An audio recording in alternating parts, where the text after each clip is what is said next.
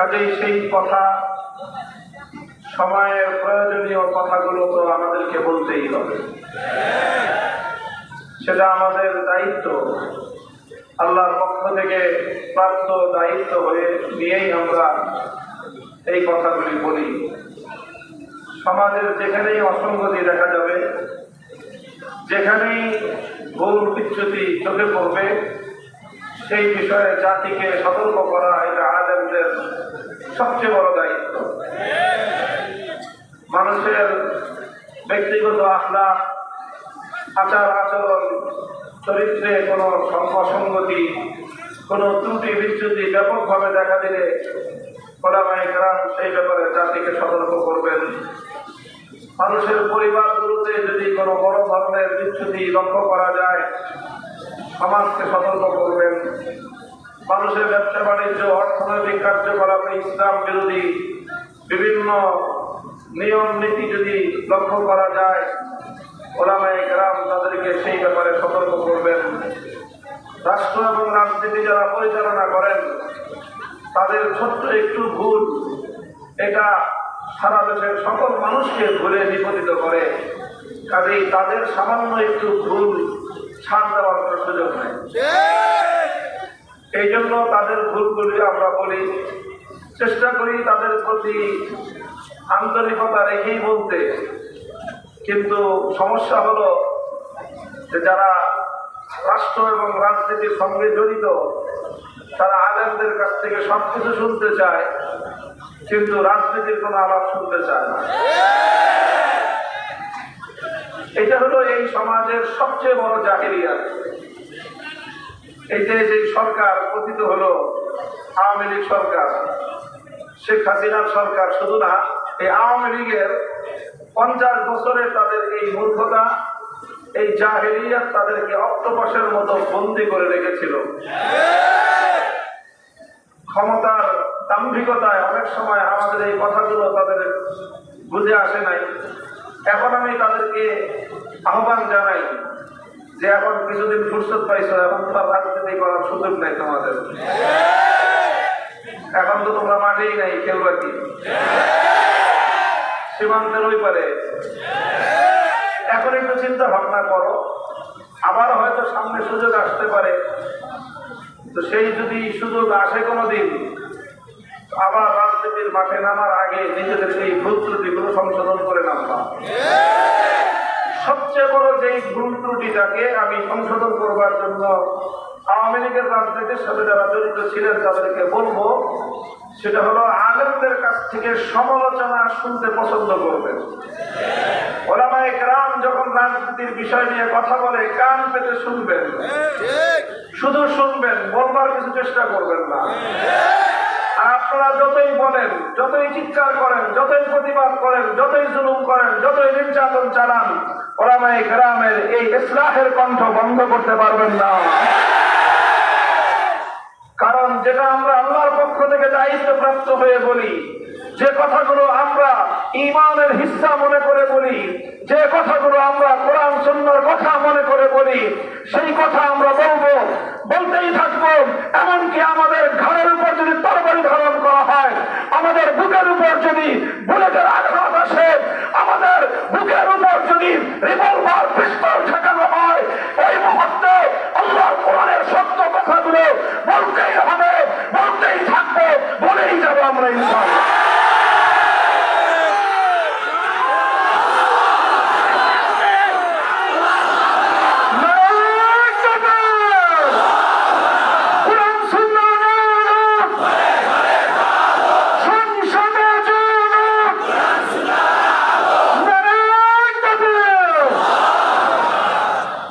কাজেই সেই স্বাভাবিকভাবেই আলোচনার প্রসঙ্গে সমাজ নিয়ে রাষ্ট্র এবং রাজনীতির যেই জায়গাগুলোকে মেরামত করা দরকার, ঈমানের কারণে মেরামত করা প্রয়োজন, ঈমান রক্ষা করার প্রয়োজনে যেই জায়গাগুলো সংশোধন করা প্রয়োজন, যতদিন পর্যন্ত সংশোধন না হচ্ছে আমরা বলতে থাকবো। একটা পর্যায় পর্যন্ত আমরা বলবো, এরপরে কানে পানি না ঢুকলে যা করতে হয় আমরা তাই করবো। আগাম ঘোষণা দিয়ে বলতেছি, আমরা একটা স্তর পর্যন্ত বলবো, এরপরে নিজ হাতে আমরা সবকিছু দায়িত্ব তুলে নেব। আমরা সংশোধন করেই ছাড়বো ইনশাআল্লাহ। এ পথে হয় জীবন থাকবে, আর না হয় শাহাদাতের ঈদগাহে আমরা জমায়েত হব। আল্লাহ পাক রব্বুল আলামিন বুঝবার তৌফিক দান করেন। কোরআনে পাকের সূরাতুন নিসার ৬০ নম্বর আয়াত আমি তেলাওয়াত করেছি। আমার আল্লাহ পাক রব্বুল আলামিন এই আয়াতে কারিমার মধ্যে একটা বিস্ময়বোধক প্রশ্ন নিয়ে, আশ্চর্যজনক একটা প্রশ্ন নিয়ে আল্লাহ পাক এক শ্রেণীর মানুষের ব্যাপারে অভিযোগ করেছেন। আল্লাহ বলেছেন, আলাম তারা ইলাল্লাযীনা ইয়াজুমুনা আন্নাহুম আমানু বিমা উনজিলা ইলাইকা ওয়া মা উনজিলা মিন ক্বাবলিক।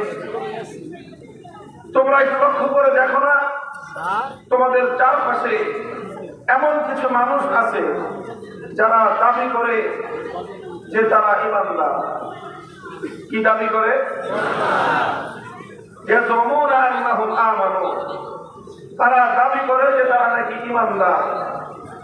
আল্লাহ বলতেছেন এটা আমরা না, অথচ ইউরিদুনা আইয়াতাহাকামু ইলা তাগুত, অথচ তারা তাগুতের কাছে বিচার চায়, অথচ তারা তাগুতের সিদ্ধান্ত মানতে চায়। আল্লাহ বলেন যে তুমি নিজেকে মুমিন বলেও পরিচয় দিবা, আবার তুমি তাগুতের ফয়সালা মানবা, তাগুতের কাছে তুমি সিদ্ধান্ত চাইবা। আলো আর অন্ধকার যেমন এক জায়গায় জমায়েত হতে পারে না, আল্লাহর উপর ঈমান এবং তাগুতের উপর বিশ্বাস একত্রিত হতে পারে না। এটা পরিষ্কার কথা। قد تبين الرشد من الغي فمن يكفر بالطاغوت ويؤمن بالله فقد استمسك بالعروة الوثقى। আল্লাহ বলেন আরেক আয়াতের মধ্যে যে কোনটা সঠিক পথ, কোনটা ভুল পথ, কোনটা হেদায়েত, কোনটা গুমরাহি, قد تبين, স্পষ্ট হয়ে গিয়েছে। فمن يكفر بالطاغوت ويؤمن بالله, যে তাগুতকে অস্বীকার করবে, আল্লাহকে বিশ্বাস করবে, দুটো একসাথে। আল্লাহকে বিশ্বাস করতে হবে, তাগুতকে অস্বীকার করতে হবে। ফাকাদ ইসতামসাকা বিল উরওয়াতিল ওয়াসকা, সে নিজের মুক্তির রাস্তা সে তৈরি করে নিল।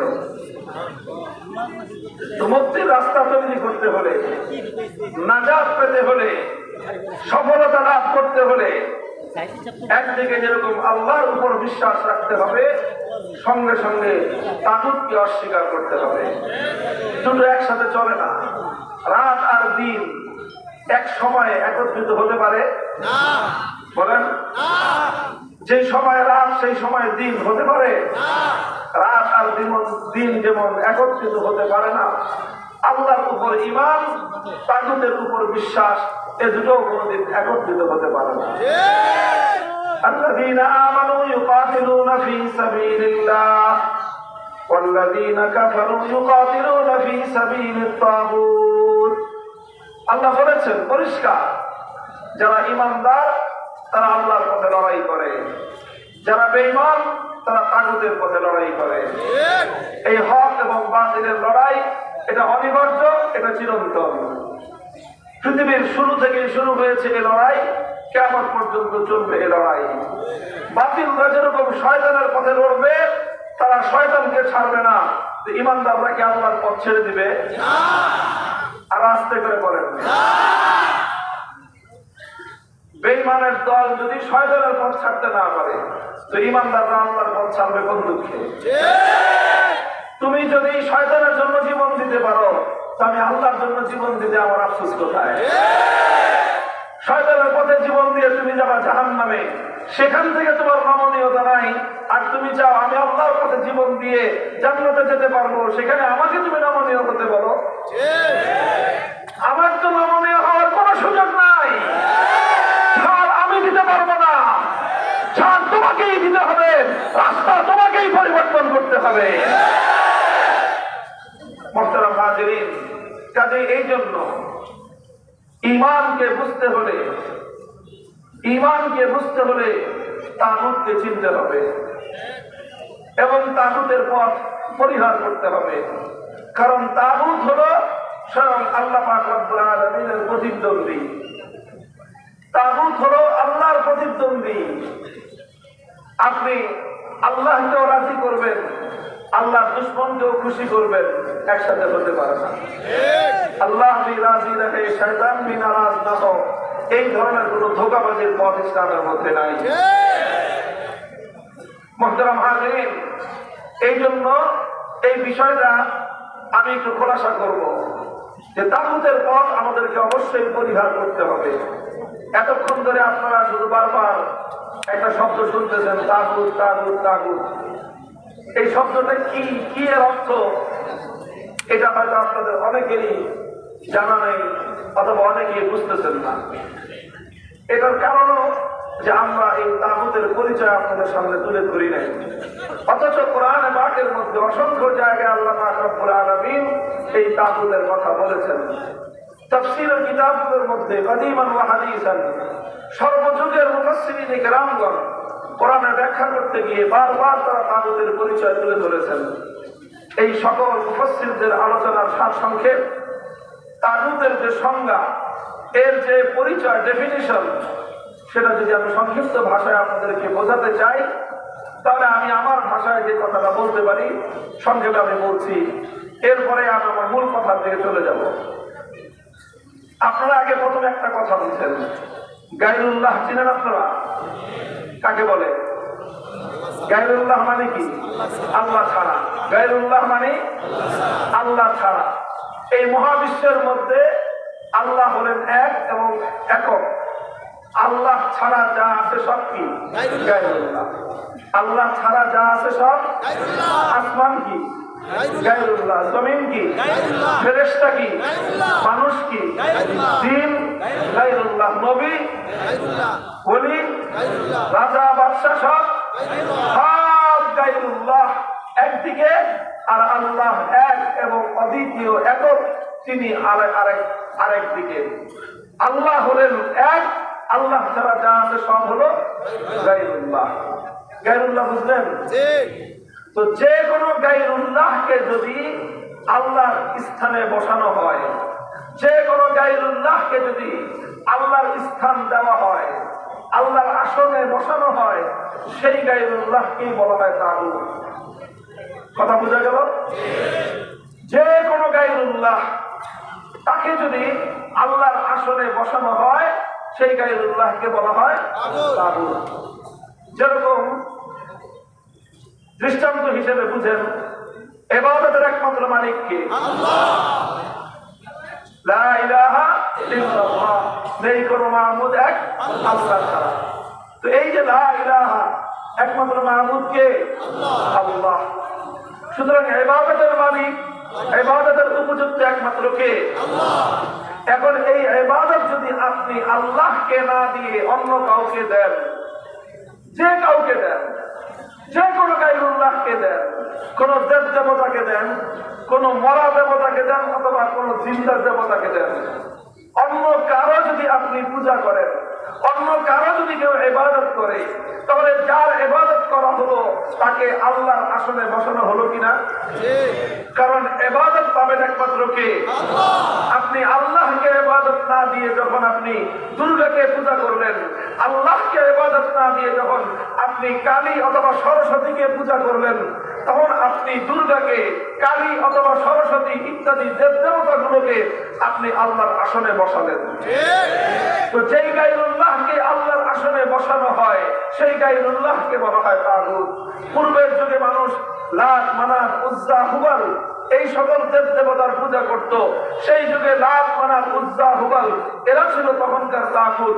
আজকের যুগে মানুষ দুর্গা, সরস্বতী, কালী ইত্যাদি মূর্তিগুলোকে পূজা করে, এগুলো হলো এই যুগের তাগুত। কথা বোঝা গেল? তো আপনার একজন মানুষ যদি ইমানদার হতে হয়, সর্বপ্রথম তাকে আল্লাহর একত্ববাদকে বিশ্বাস করতে হয়, সর্বপ্রথম তাওহীদকে বিশ্বাস করতে হয়। কথা বলেন ঠিক না বেঠিক?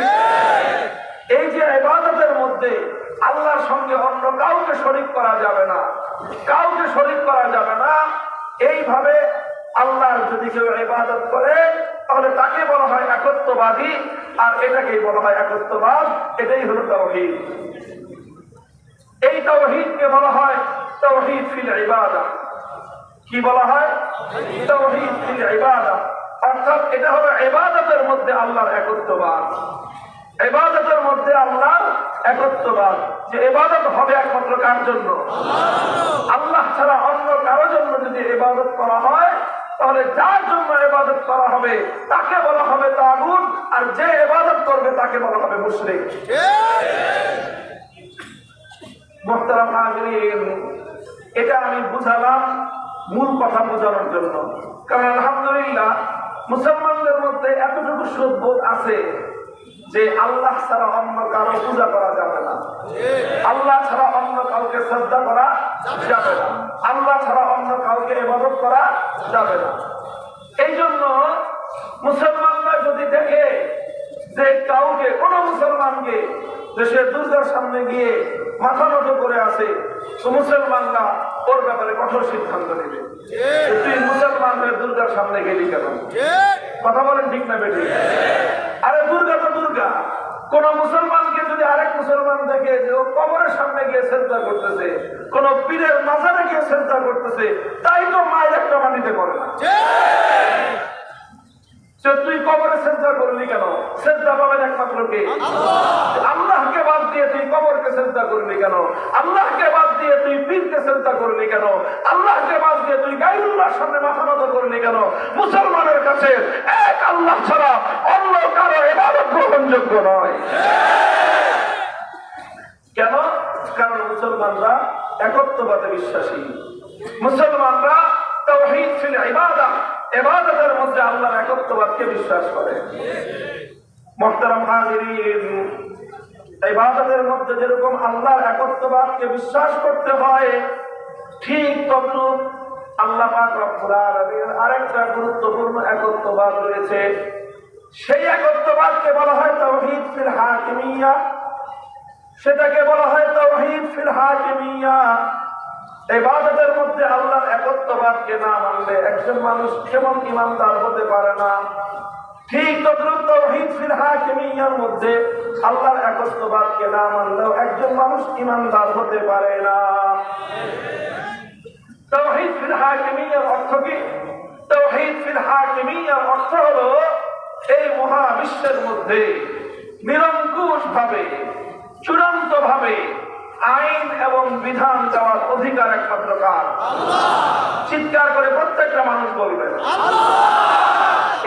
এই জাহেলী সমাজের সঙ্গে এখানে তোমার বাঁধবে লড়াই, এখানেই তোমার বাঁধবে লড়াই। তুমি নামাজ পড়তে গেলে তোমার সঙ্গে বর্তমান তাগুতি ব্যবস্থার লড়াই হবে না, কিন্তু যখনই তুমি আল্লাহ পাকের আইন তৈরি করবার একত্ববাদকে তুমি বিশ্বাস করতে যাবে, তখনই তোমার সঙ্গে বাঁধবে লড়াই। এই জন্য এই জায়গায় ঈমান মজবুত করতে হবে। এই মহাবিশ্বের মধ্যে বুঝে বুঝে প্রশ্নগুলোর জবাব দিবেন আমার। এই আসমান এবং জমিনের মধ্যে, মহাবিশ্বের মধ্যে আইন তৈরি করবার, বিধান তৈরি করবার চূড়ান্ত ক্ষমতা কার? এটাকেই বলা হয় তাওহীদ ফিল হাকিমিয়া, যে আইন চূড়ান্ত ভাবে করবেন কে? প্রশ্ন করতে পারেন, হুজুর তাহলে মানুষ কি কোনো আইন করতে পারবে না? এই প্রশ্নের জবাব হলো যে হ্যাঁ, মানুষ আইন করতে পারবে, তবে আছে একটা কি আছে? একটা তবে আছে। সেই তবে হলো যে মানুষ এমন আইন করতে পারবে যেই আইন করবে আল্লাহর আইনের বিরোধিতা করতে হয় না। মানুষ এমন আইন করতে পারবে যেই আইন করলে আল্লাহর কোন আইনের সঙ্গে সাংঘর্ষিক হয় না। মানুষের কোন আইন আল্লাহর কোন আইনকে বাতিল করতে পারবে না। মানুষের কোন আইন আল্লাহর আইনের বিরুদ্ধে হতে পারবে না। কোন মানুষ যদি আল্লাহর আইনের বিরুদ্ধে গিয়ে কোন আইন করে তাহলে সেই মানুষটাকেই বলা হয় তাগুত। আল্লাহর আইনের বিরুদ্ধে কোন রাজা বাদশা যদি আইন করে সেই রাজা বাদশাকে বলা হয় তাগুত। আল্লাহর আইনের বিরুদ্ধে যদি কোন রাষ্ট্রপতি আইন জারি করে সেই রাষ্ট্রপতিকে বলা হবে তাগুত। আল্লাহর আইনের বিরুদ্ধে যদি কোন প্রধানমন্ত্রী আইন জারি করে সেই প্রধানমন্ত্রীকে বলা হবে তাগুত। আল্লাহর আইনের বিরুদ্ধে কোন মন্ত্রী পরিষদ যদি কোন আইন অনুমোদন দেয় দেয় সেই মন্ত্রী পরিষদকে বলা হবে তাগুত। আল্লাহর আইনের বিরুদ্ধে কোন আদালত, কোন বিচারক, কোন বিচারপতি যদি আইন জারি করে সেই আদালত এবং বিচারপতিকে বলা হবে তাগুত। আল্লাহর আইনের বিরুদ্ধে কোন আইন পরিষদ, কোন সংসদ যদি কোন আইন তৈরি করে সেই গোটা সংসদকে বলা হবে তাগুত।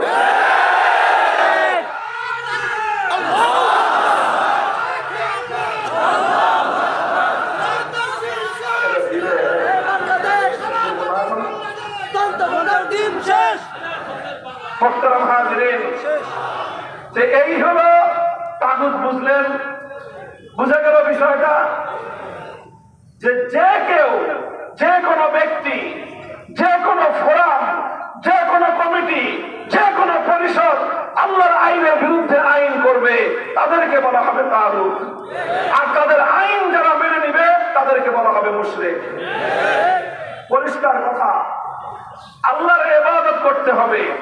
আল্লাহকে বাদ দিয়ে যদি দুর্গার ইবাদত করা হয় দুর্গাকে বলা হয় তাগুত। যারা দুর্গাকে ইবাদত করবে তাদেরকে বলা হবে মুশরিক। ঠিক তেমনি ভাবে চূড়ান্ত ভাবে আইন তৈরি করবার ক্ষমতা একমাত্র কার?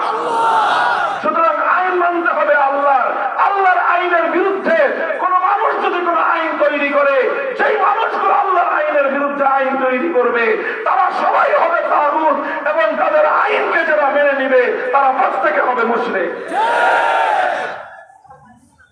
মুহতারাম হাজিরিন, একটা মানুষ যদি মনে করেন 24 ঘন্টার মধ্যে 23 ঘন্টা 55 মিনিট সে শুধু আল্লাহর ইবাদত করে, 5 ওয়াক্ত নামাজ তো পড়ে, যত নফল আছে সব পড়ে, তাহাজ্জুদ ছাড়ে না, আওয়াবিন, ইশরাক, চাষ যা আছে সব পড়ে, সব পড়ার পরে প্রতিদিন শুধুমাত্র 5 মিনিটের জন্য দুর্গার পূজা করে।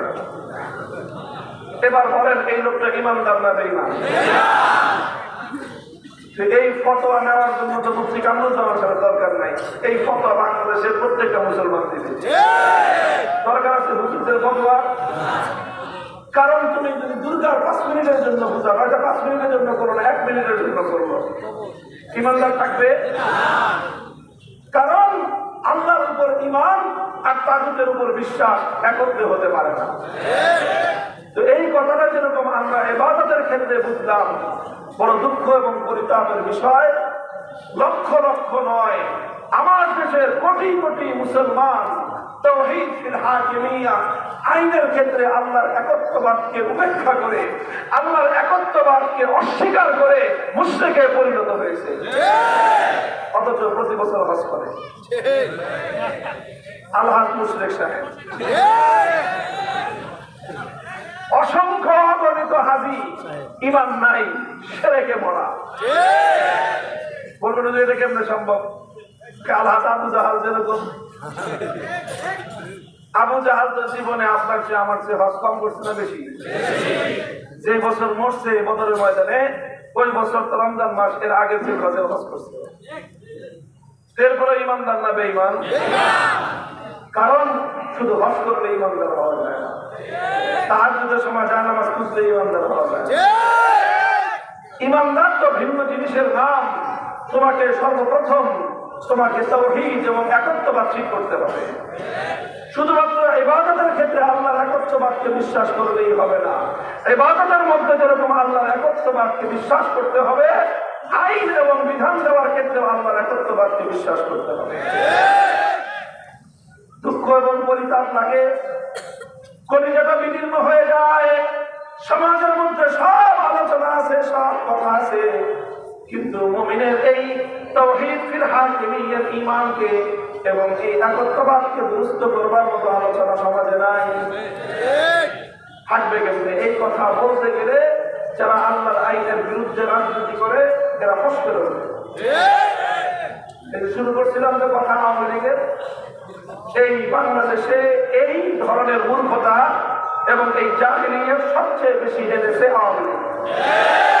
আর এরপরে আওয়ামী লীগের সাথে রাজনীতি করতে করতে এই এই এই কুস্বভাব আস্তে আস্তে বিএনপির মধ্যে ঢুকছে। ভালো হয়ে যান, ভালো হয়ে যান। আওয়ামী লীগ লোককে ভালো হয়ে আসবি আর বিএনপি লোককে ভালো হয়ে যাবে। রাজনীতি করতে গিয়ে ঈমান হারাবে না। ওই ঘুষে দিবেন, তারপর রাজনীতিতে নামেন। ইমান নিয়ে সিনেমিনি খেলবেন না। এই দেশের রাজনীতিবিদরা যেই পরিমাণ মানুষকে মন্দিরে, মুসলমানদেরকে মন্দিরে নিয়েছে, আর কেউ এই পরিমাণ মুসলমানকে মন্দিরে নিতে পারে না। তারা তাদের নিজেদের ব্যক্তিগত রাজনীতির স্বার্থে লক্ষ লক্ষ মুসলমান মায়ের সন্তানকে মুশরিক বানিয়েছে। হিসাব দিতে হবে আল্লাহর কাছে। আল্লাহর কাছে তো হিসাব পড়ে, এখন সামনে আমরা হিসাব দেব। পরিষ্কার ছাড় দেওয়ার কোনো সুযোগ নাই। তাগুতি ব্যবস্থাকে সমাজ থেকে উপড়ে ফেলতে হবে।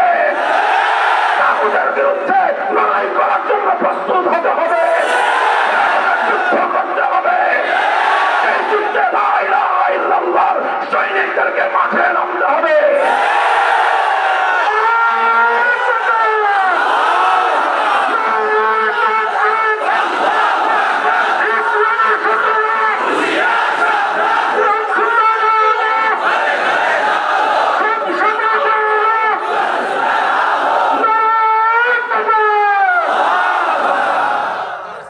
মুহতারাম হাজিরিন, দেখেন এইভাবে আল্লাহর আইনের পরিবর্তে কোন গায়রুল্লাহ আইন তৈরি করা এবং সেই আইন মুসলমানদের উপর চালায় দেওয়া, এটা একটা অভিশপ্ত ব্যবস্থা। এই অভিশাপ মুসলমানদের মধ্যে একটা দীর্ঘ সময় পর্যন্ত ছিল না। মুসলমানদের খেলাফতের রাশেদার যুগে ছিল না, খেলাফতে বনু উমাইয়ার যুগে ছিল না, খেলাফতে বনু আব্বাসিয়ার যুগে ছিল না। প্রায় 600 বছর পর্যন্ত মুসলিম জাতির মধ্যে এটা কোনো মুসলমান কল্পনাই করতে পারত না যে কোনো মানুষ আল্লাহর আইনের পরিবর্তে নিজেরা কোনো আইন তৈরি করতে পারে। এটা মুসলমানরা কল্পনাই করতে পারত না যে মানুষ হয়ে এত বড় গাদ্দার, বিশ্বাসঘাতক হয় কিভাবে, মানুষ হয়ে এত বড় দুঃসাহসী হয় কিভাবে। সে নিজের হাতে তার সৃষ্টিকর্তার আইন পরিবর্তন করে দিয়ে সে নিজে আইন তৈরি করবে। মানুষ এত বড় গাদ্দার হয় কিভাবে, মুসলমানরা 600 বছর পর্যন্ত এটা কল্পনা করতে পারত না। এরপরে মুসলিম জাতির উপর একটা বড় ধরনের বিপর্যয় আসলো। তাতারি সাম্রাজ্যবাদী শক্তি মুসলমানদের উপর তারা হামলা এবং আগ্রাসন চালালো। এই তাতারি মঙ্গোলীয় সম্প্রদায় মুসলমানদের প্রাণ কেন্দ্র, মুসলমানদের খেলাফতের প্রধান রাজধানী বাগদাদকে তারা ধ্বংস করলো, লক্ষ লক্ষ মুসলমানকে হত্যা এবং শহীদ করলো। এই সব কিছু করে মুসলিম দেশগুলো দখল করে নিয়ে সর্বপ্রথম এই তাতারিরা মুসলমানদের উপর তাদের নেতা চেঙ্গিস খানের বানানো আইন, সেই আইন তারা আল্লাহর আইন উৎখাত করে চেঙ্গিস খানের আইনকে তারা মুসলিম জাতির উপর চাপিয়ে দিল। এই অভিশাপ সর্বপ্রথম মুসলমানদের উপর এই তাতারিরা কামালো। তখন চরম যুদ্ধে ইসলামের মুসলমানদের চরম দুঃসময়, এই দুঃসময়ে মুসলমানরা অনেক কিছুর সঙ্গে আপোষ করেছে, কিন্তু গায়রুল্লাহর আইনের সঙ্গে, মানুষের বানানো আইনের সঙ্গে মুসলিম সমাজ আপোষ করে না। রক্ত দিয়েছে, জীবন দিয়েছে, শাহাদাতের পথ পাড়িয়েছে। ওলামায়ে কেরাম দলে দলে কারাগারে বন্দী হয়েছেন। শাইখুল ইসলাম ইবনে তাইমিয়া রাহমাতুল্লাহি আলাইহি একাধারে একের পর এক 6 বার তিনি কারারুদ্ধ হয়েছেন। বারবার তিনি কারাগারে গিয়েছেন। জীবনের সিংহভাগ সময় কারাগারে অন্ধকার কুঠুরিতে কাটিয়ে দিয়েছেন, কিন্তু কোন মানুষের বানানো আইনের সামনে মাথা নত করেন নাই। তাদের এই সংগ্রামী ভূমিকা, তাদের এই নিরাপদ আপসহীন ভূমিকার কারণে এক সময় তাতারিরা পরাস্ত হয়েছে, তাতারিরা দুর্বল হয়েছে। মুসলমানরা আবার তাদের বিজয় ফিরিয়ে এনেছে। অনেক তাতারি মুসলমানদের হাতে ধ্বংস হয়েছে, আর কিছু তাতারি তারা ইসলাম গ্রহণ করে তারা হেদায়েতের পথে চলে এসেছে। আর এইভাবে মুসলিম জাতির উপরে আল্লাহর আইনের পরিবর্তে মানুষের বানানো আইন পরিচালনা করবার এই অভিশপ্ত ধারা বন্ধ হয়ে গিয়েছে। আলহামদুলিল্লাহ বলেন। এটা হওয়ার পরে আবার মুসলমানরা সেই সোনালী ধারায় পরিচালিত হলো। সারা মুসলিম বিশ্বে আইন চলত কার? চিৎকার করবেন, আইন চলত কার? এই আইন চলতে চলতে মুসলমানদের বিশাল খেলাফতে ওসমানিয়া আইন চলত কার? মুসলমানদের বিশাল এই ভারতবর্ষে সালতানাতে মুগলিয়া মোগল সাম্রাজ্য আইন চলত কার? আল্লাহ ছাড়া অন্য কারো আইন মুসলিম জাতির মধ্যে চলত না। এরপরে আসলো 18 শতাব্দী। 18 শতকে এসে মুসলমানদের উপর আবার নতুন বিপদ আসলো।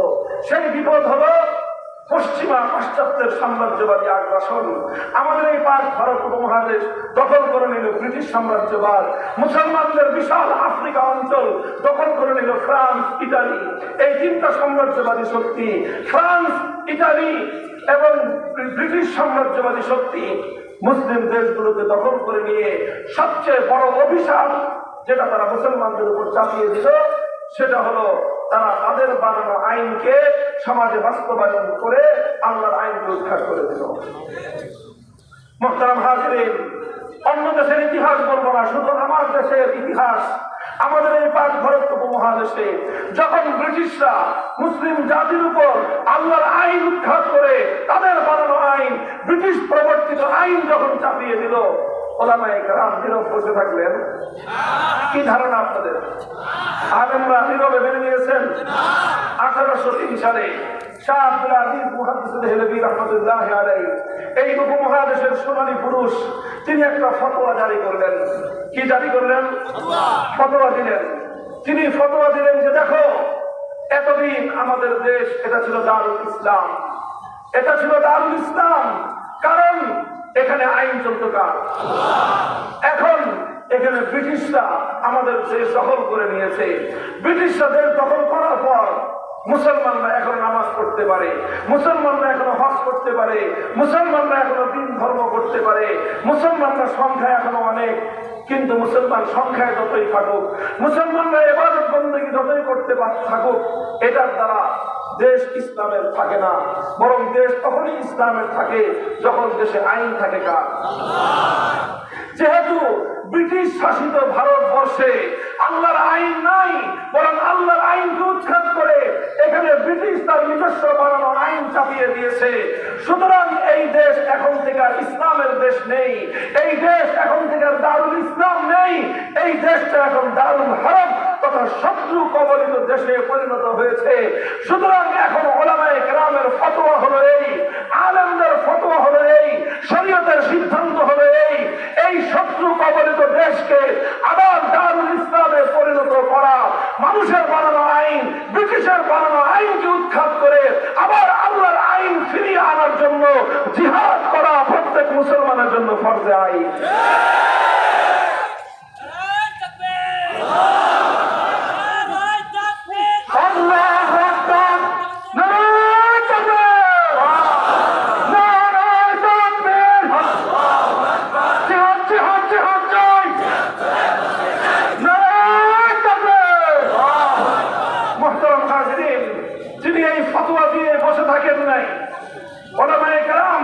জাতিকে উদ্বুদ্ধ করেছেন, জাতিকে সজাগ করেছেন, তাদেরকে তাদের দায়িত্ব এবং কর্তব্য সম্পর্কে অনুপ্রাণিত করেছেন। আর এই অনুপ্রেরণার সূত্র ধরেই মুজাহিদিনদের বাহিনী তৈরি হয়েছে। 1831 সালে বালাকোটের রণাঙ্গনে সৈয়দ আহমদ রহমতুল্লাহি আলাইহির নেতৃত্বে বালাকোটের জিহাদ হয়েছে। সৈয়দ আহমদ শাহাদাত বরণ করেছেন, রক্ত দিয়েছেন, জীবন দিয়েছেন, ব্রিটিশের আইনের সামনে মাথা নোয়ার নাই। 1857 সালে শামিলির রণাঙ্গনে জিহাদ হয়েছে। হাজী ইমদাদুল্লাহ মুহাজির মক্কি জিহাদ করেছেন, রশিদ আহমদ গঙ্গুহি জিহাদ করেছেন, কাসেম নানুতুবি জিহাদ করেছেন, হাফেজ জামিন শহীদ জিহাদ করেছেন, হাফেজ জামিন শহীদ শহীদ হয়েছেন, রক্ত দিয়েছেন, জীবন দিয়েছেন, ব্রিটিশের আইনের সামনে এক মুহূর্তের জন্য মাথা নত করেন নাই।